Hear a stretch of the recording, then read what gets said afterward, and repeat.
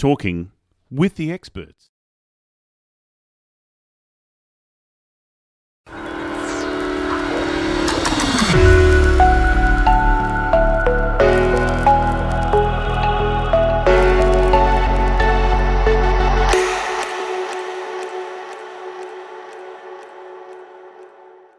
Hello and welcome to Talking with the Experts. And today my guest is Toni Everard from Toni Everard Coaching.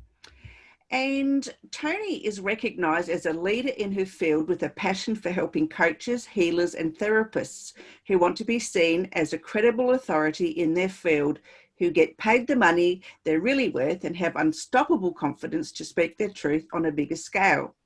As a master coach and trainer in NLP and hypnosis, Toni is a dynamic, entertaining and down-to-earth facilitator with a reputation for getting results.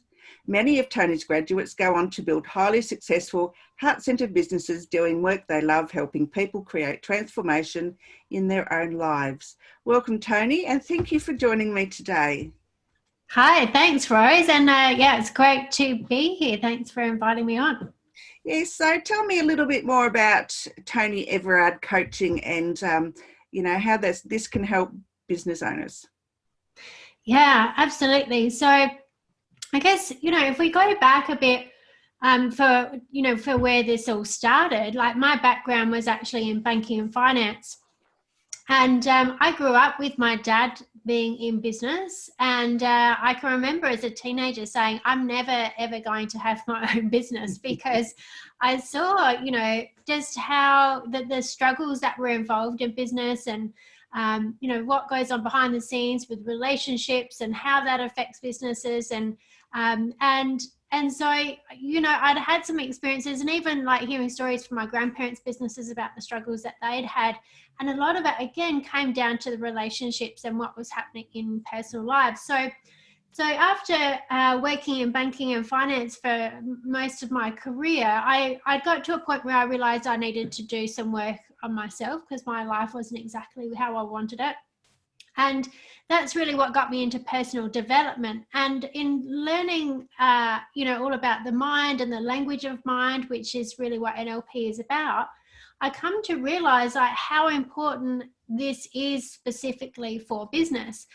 And being able to transform my own life, I then wanted to obviously help other people transform their life. And I naturally just got drawn into helping coaches and healers and therapists in that space, because I love being able to teach and seeing people go out and that ripple effect. But I've also done a lot of work with business owners and leaders on their own mindset, because the thing with business is that people's business doesn't outperform their own mindset. So, and I know this, especially I've done a lot of work with coaches and in their business, and, they often have so many of their own limitations around, being able to do sales, or to be seen, and get themselves visible, or to feel that like they're credible. And so even though they've got all these great skills and they can build a great business, it's their own stuff that's sort of holding them back. So that's been a big focus about, why I like to be able to help business and how NLP fits in business. But then, of course, there's a whole other side of it with, getting in rapport with people and understanding people's strategies and buying and sales, and, really being able to communicate in a way that helps people and helps your business grow. So how does having, I guess, some NLP coaching perhaps help a business owner communicate better with their employees? Yeah, so what we see a lot is that when people have their own baggage, so I guess there's two ways we can look at this. So from one, if someone was having coaching for themselves, when people are holding on to their own emotional, mental baggage from the past, which pretty much everyone is, unless they've had some kind of coaching or work done before, what the unconscious mind tends to do is project that onto the people around them. So if someone's holding on some anger or sadness or, limiting beliefs from the past, it will affect how they process information, and it will affect how they relate to different people.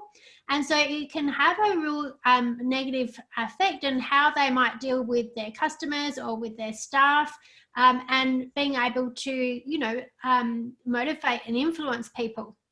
So it's really important from that aspect for someone who's in business to have that work on their own mindset, so that it's kind of like having a defrag of a computer. It just cleans it up to get you back to that space where you're operating on a clean hard drive, essentially. So that's really powerful for people to have their own mindset right. But then when you learn NLP as a business owner, there's a lot about NLP where you learn all about language and how people use language. So as a business owner, that means you can hear what's underneath, maybe what your employees are telling you or what your customers are telling you. And it gives you a way to communicate that you can always get to what's going on underneath and solve problems and influence in a much more effective way. So really, NLP can help with problem solving, critical thinking, communication. So share with me, please, about how it can help with critical thinking. Yeah, absolutely. So even if we go back to early kind of Greece days, and that when they, back in the days when they had the 7 liberal arts, and, this was information that was only given to, the chosen elite few people. And in the 7 liberal arts, there's a trivium and the quadrivium. Now, the trivium is made up of logic, grammar, logic, and rhetoric. And what this means is it's essentially that if you look at grammar, it's being able to take in information and understand communication.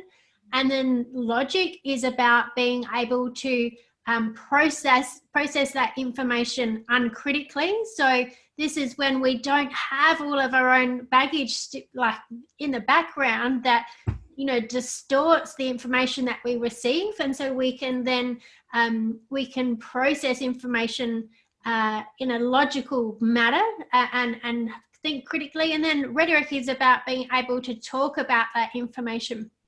So really been able to master communication and language really puts people in a step above the rest in their ability to really gather information and process it, and then talk about it and create solutions that the average person might not be able to see. NLP gives us ways of how we can look around a problem and think laterally, as well as getting down into details or thinking more big picture. So it just gives you so much more flexibility in your mind to understand language and how to find solutions that aren't always obvious to, the average person. So mind mapping, is that something that is good for communicating or learning how to communicate? In mind mapping, I guess, what do you mean specifically? Well, say you've got a specific problem, and so would that relate to NLP in any way, just to clear it up for the viewers and listeners that they may not understand what NLP is and the difference between mind mapping and NLP? Okay, yeah, so we don't necessarily refer to mind mapping so much in NLP, but I mean, if you look at what NLP stands for, it's neuro-linguistic programming. And so the neuro is all to do with the nervous system and the mind. And then linguistics is all about language, so communication, both verbal and non-verbal. And then programming is the strategies that we run. So we all run strategies, which is just a series of things that we do internally in our mind that gets a specific outcome. So with NLP, it's really looking at the structure of how things are put together more so than the content. So NLP gives us the ability to break down the structure of any kind of behavior or problem and to be able to create change at the unconscious level.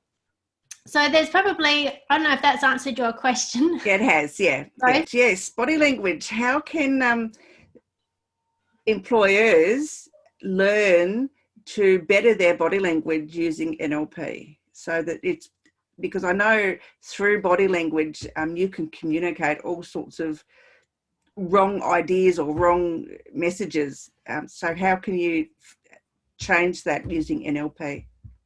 Yeah, well, that's a really good point, because, when we look at communication, only 7% of our communications in our words. There's 38% in our tonality, so how we use our voice, and then 55% in physiology, so how we're using our body. So unconsciously, we pick up so much more in the communication from someone's body language, from their physiology, than we do from their actual words. So in NLP, when we look at, for example, how to get in rapport with people, we talk about how to get in rapport with anyone very, very quickly. And, a lot of that is becoming very much aware of other people and other people's language and other people's body language. So in rapport, essentially, you're matching and mirroring people. So if you tune in your eye to start noticing the little details of others, you can match and mirror those things quite subtly in a way that people will just get into a state which is rapport, which is where people will uncritically accept your suggestions. So being aware of your own body and how your own physiology and how you're using that, as well as the other person, so that you can match and mirror, is a very powerful thing. And just getting some awareness about your own body language, because I think one of the things that's really important that we learn with NLP is just bringing into our awareness so much more than we've ever had before, because all learning, change, and behavior happens at an unconscious level. And so what that means is that most people are highly unaware of themselves and what it is that they are doing. And with NLP, we start to bring in that awareness so that you become much more aware of exactly what it is that you're doing with not just your physiology, but with your voice and, of course, your language. And learning that becomes a very, very powerful tool for people to use. And it just takes their communication and influence to another level. Okay, so I guess if we're going to say the opposite, say you've got a really good employee, but you've got a really a not very nice boss. How can you then, as an employee, go to your employer and use those same tactics? Yeah, great question. So I guess, again, even as an employee, I've worked with different leaders, who've been in a place where they've not really been enjoying their work, and they've, been having trouble perhaps communicating with their manager or their boss. And again, a lot of that does come down to that. Behind what we often find behind it is that the person themselves still has a lot of negative emotions or limiting beliefs about themselves that come from the past. Because what we really find is that the world around us is a projection of who we are. And so how we interact with other people always gives us great insight into what's going on inside of us. And so what I find is that once people have done the work on themselves, they find that the people that they were struggling to communicate with before, they've got a greater understanding of those people, and that they don't seem to be reacting to them or triggered by them as much. And then as well, in that space, when people don't have all this stuff in the background, they can get more focused on what they want their outcomes to be, without all the stories that are going on in the back of their mind. And when you communicate with someone from that space where you don't have all this, stories in the back of your mind, you're clear about what your outcome is, you then communicate in a different way, which means that those people communicate back to you in a much more responsive way as well. So, it does really come back to when we're looking in NLP, that it's about taking personal responsibility for where you are at any given time and taking action based on that. So, being assertive, like making sure you have clear boundaries about what is okay and what's not okay, and then having the confidence to be able to communicate where there is any kind of differences that aren't working for you. And when people are in that space where they have done the work on themselves and they've worked with a coach, it's much easier for them to be able to go ahead and do that in a positive way. So if someone's, for instance, an employee is suffering from anxiety or stress, or for whatever reason, because they just, the employer is just rather odd and has really odd behaviours, is NLP good for the employer, the employee? I mean, to get clear on, perhaps better communicating with, this odd person that, it has odd behaviour and does things randomly and, doesn't make the same decision twice. It's always different. Yeah, definitely. Yeah, it is really interesting. And, what we find is that with a lot of the basis of NLP, whether I'm teaching people NLP or whether I'm working with clients, is around understanding the concept of cause and effect.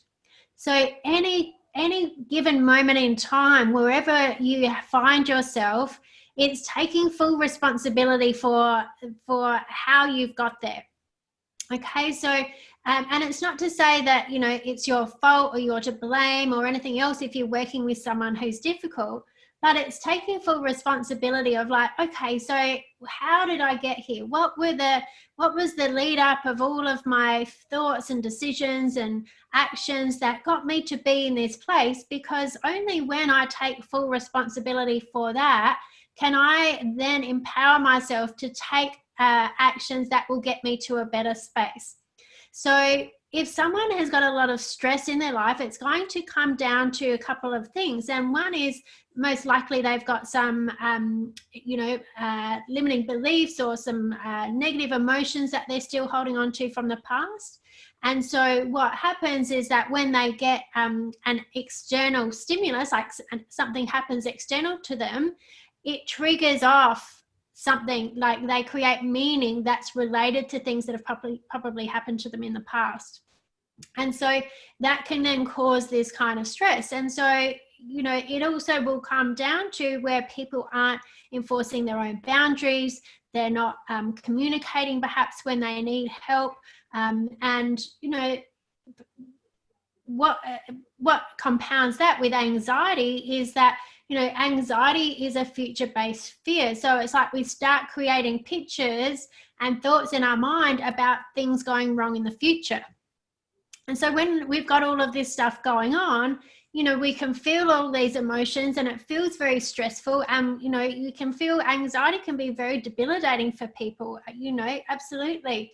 And so in that space, it's very hard to be empowered to take the kind of action that's going to get you into a better space, or to have those conversations that's going to, be productive and help you get into a better space. So it does very much come down to that once we fully take responsibility for where we are and do the work on ourselves, we find better solutions of moving forward and better ways to communicate with people, and even, making decisions that are better for us moving forward. So I know that you're not medically trained, so I'm not going to go down that path. But in that scenario that I've just described, would it be better to go and have some NLP, or would it be better to go and see a psychologist? In your opinion. I'm not asking you for a medical diagnosis or anything like that. Yeah, absolutely. Look, I think that it really depends on case by case. Where people are. I believe that we all have the ability to heal ourselves, and I think coaching and therapy does an amazing, makes amazing transformations. I see it all the time. However, sometimes people are in a space where they might just need to go and seek help from their doctor, because if it's severe and people in a very unwell state and they're not sure how to cope or what to do next, and sometimes people can even get to the point where they feel like they're in such despair that they need urgent assistance from someone, and if that's the case, I absolutely recommend that people go and seek medical help if that's the only thing that they've got left, and they're not knowing how to cope for themselves. However, having said that, I've had many clients come to me who have seen psychologists in the past, and look, and I think psychologists do a lot of wonderful work, and what I find is, I guess, the difference between what I do and my students do as coaches and therapists is that we're able to help people create transformation very, very quickly. And so although a lot of the talking therapies, people talk about their problems and talk over it, and that can provide them some relief, from an NLP and even timeline therapy perspective, we look at getting rid of the root cause of the emotions and those kind of things that are there, and then have the person moving forward towards the outcomes that it is that they want. So look, I've seen people overcome years of depression, anxiety, all kinds of health issues through using NLP and timeline therapy.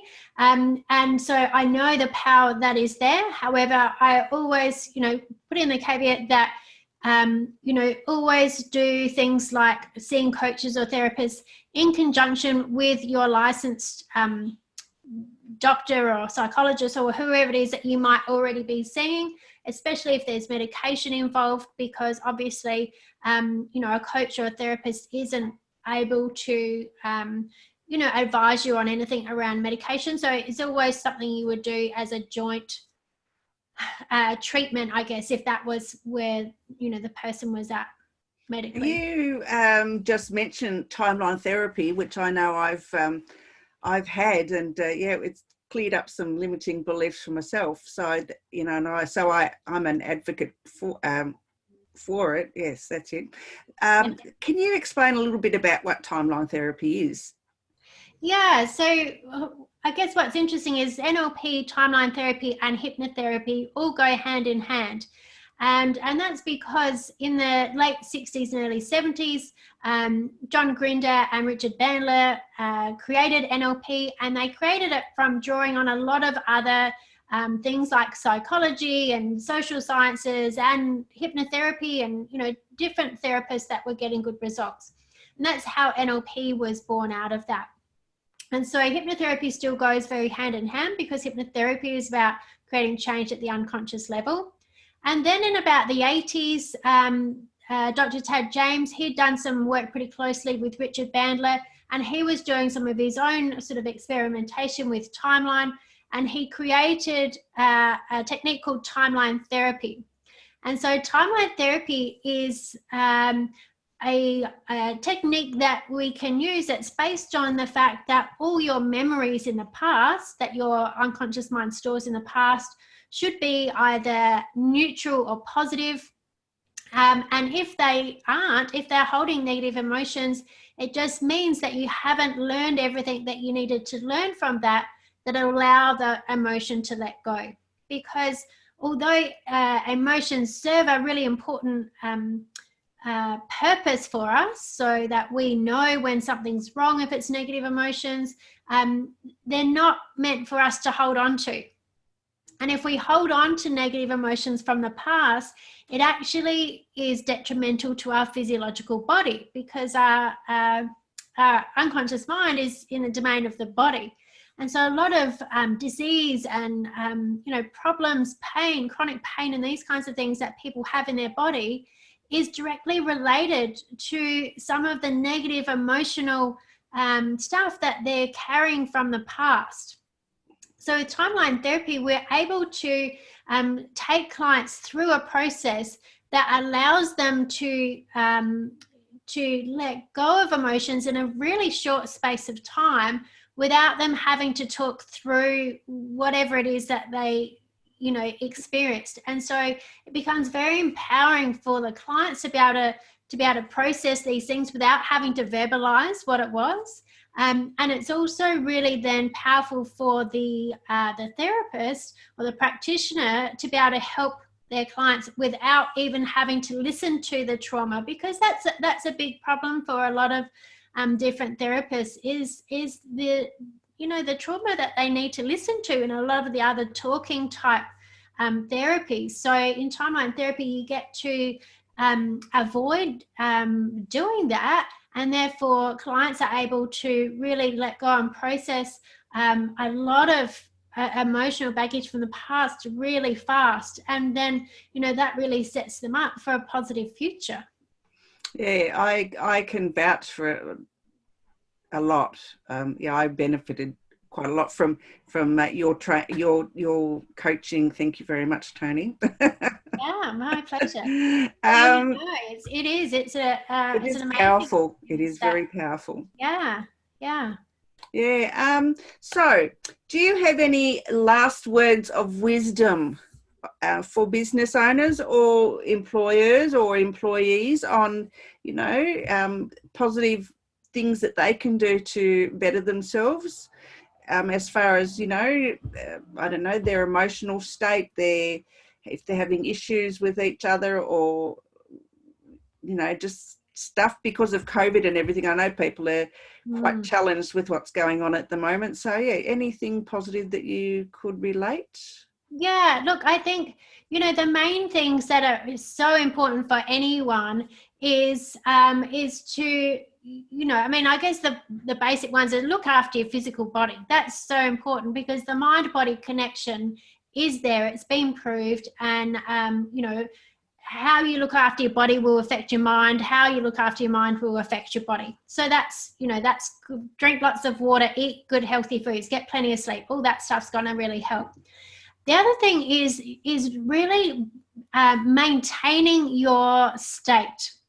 So, what this means is that we know that at any given time, we can change our state or how we feel very quickly. So, and you can essentially do that by just thinking about a time in the past. So, if you were to now think of a specific time in the past where you felt really, really happy, and you go back to that time and you think about being right there in that moment and all of the things that you can see and hear and how you felt so happy, you can get yourself into that happy state. So it's really important, I think, for people to know that, you can change the state you're in quite quickly. And a lot of people don't have awareness of that. So it is really a choice. And the things that will help people to change their state as well is making sure that you get plenty of movement in your body, because again, it's that physiology is very much attached. So if you find yourself in a bit of a funk, get up, walk around the block, really get some movement happening, because that will shift how you feel in your state. And the other thing is, it's so important for people to really focus on what it is that they want. And so, it's so easy when we watch the news or anything else to get bogged down in all these bad news stories and things that can go wrong. And there's so much fear around, and, that gets fed to people so much that, it's hard for people not to be affected by that. So, it's be very mindful of the information that you take in, and focus on the things that you want. Create yourself goals. Have things that you're looking forward to, that you're working towards. And so, they would be my main tips. It's just, have something to look forward to, set some goals, look after your body, and really focus on, what it is that you want, and conditioning yourself to be in a positive, highly energized state. Well, that is great. That is great advice. And I probably should follow a lot of that myself. Anyway, Toni, it's been lovely chatting with you today, and lovely to see you. I haven't seen you for nearly a whole year now. It's been such a long time. That has gone so fast though, but it's great to see you, Rose, and I'm so pleased to see all the wonderful things that you're doing in support of business owners as well. So well done. That's fantastic. Thank you. All right, stay with me. I'll just I'll say goodbye to our viewers, and then I'll come back to you. Great, thank you. All right, so that was Toni Everard from Toni Everard Coaching, and thank you so much for joining me.